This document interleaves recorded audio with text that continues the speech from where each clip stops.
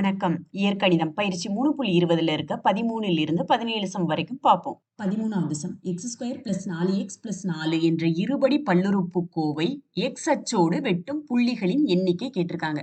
இந்த இருபடி பல்லுறுப்புக்கோவை x அச்சோடு வெட்டும் புள்ளிகளின் எண்ணிக்கை. புள்ளிகள் கேட்கல, புள்ளிகளோட எண்ணிக்கை கேட்டிருக்காங்க.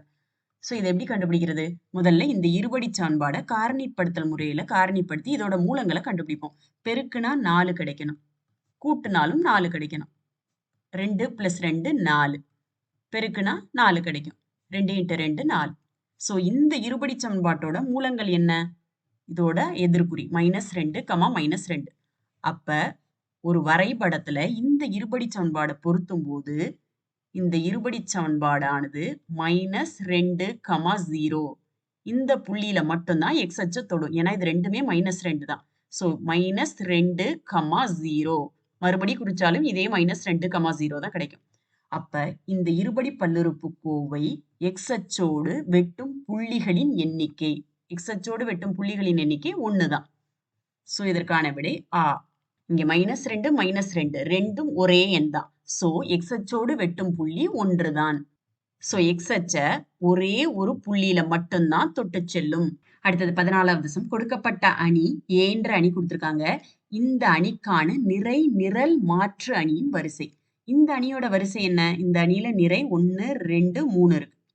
நிரல் 4 இருக்கு. 1, 2, 3, 4 இருக்கு. ஸோ 3/4. இந்த அணியோட நிறை நிரல் மாற்று அணி எப்படி இருக்கும்? 4 நிறையா மாறும், 3 நிரலா மாறும். அதாவது நிரல நிறையாவும் நிறைய நிரலாவும் மாத்தி எழுதுவோம். ஸோ இந்த அணியோட நிறை நிரல் மாற்று அணியோட வரிசை 4/3 இருக்கும். இதற்கான ஆன்சர் இ.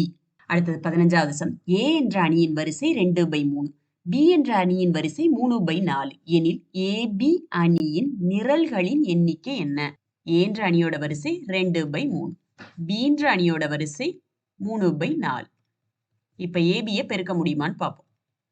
இந்த அணியோட நிரலும் இந்த அணியோட நிறையும் சமம். ஸோ AB கண்டுபிடிக்க முடியும். இந்த ABயோட வரிசை எப்படி இருக்கும்? AB கண்டுபிடிக்க முடிஞ்சிச்சுன்னா இந்த ABயோட வரிசை Aயோட நிறை பை Bயோட நிரல். ஸோ ABயின் வரிசை 2/4 இருக்கும். கேள்வி என்ன? AB என்ற அணியின் நிரல்களின் எண்ணிக்கை. இது நிறை, இது நிரல். ஸோ நிரல்களின் எண்ணிக்கை 4.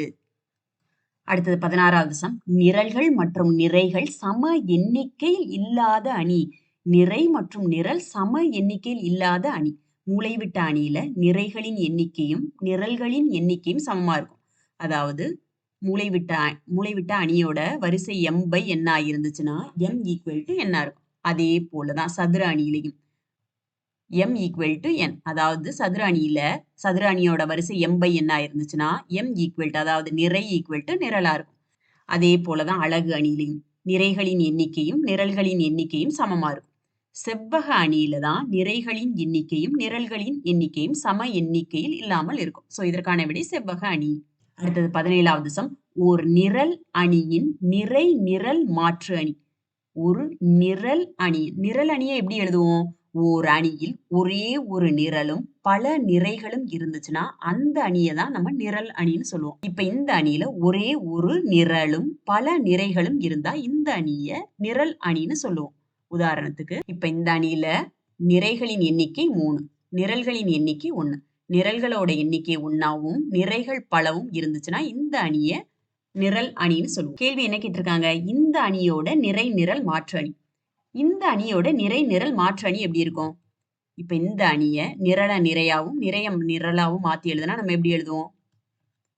ஸோ இந்த அணி எப்படி இருக்கும்? இது ஒரு நிறை அணி. ஏன்னா நிறை அணியில தான் ஒரு நிறையும் பல நிரல்களும் இருக்கும். இந்த அணியில ஒரே ஒரு நிறை இருக்கு, 3 நிரல்கள் இருக்கு. ஸோ இந்த அணியை நிறை அணின்னு சொல்லுவோம். அப்ப இதற்கான விடை நிறை அணி. நன்றி. உங்களுக்கு இந்த வீடியோ பிடிச்சிருந்துச்சுன்னா லைக் பண்ணுங்க, உங்க ஃப்ரெண்ட்ஸ் கூட ஷேர் பண்ணுங்க. கணிதம் கற்போம் சேனலுக்கு சப்ஸ்கிரைப் பண்ணுங்க. உங்களோட கருத்துக்களை கீழே இருக்க கமெண்ட் பாக்ஸ்ல கமெண்ட் பண்ணுங்க.